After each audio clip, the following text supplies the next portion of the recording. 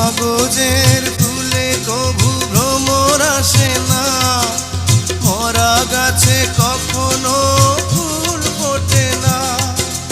কলমের কালি যদি ফুরিয়ে যায়, জীবনের খাতা শূন্য থেকে যায়, আমি লিখব কোথায়?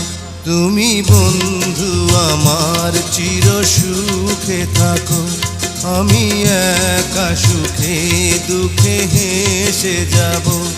বকুলের মতো ঝরিয়া মরো না, তুমি বন্ধু আমার চির সুখে থাকো।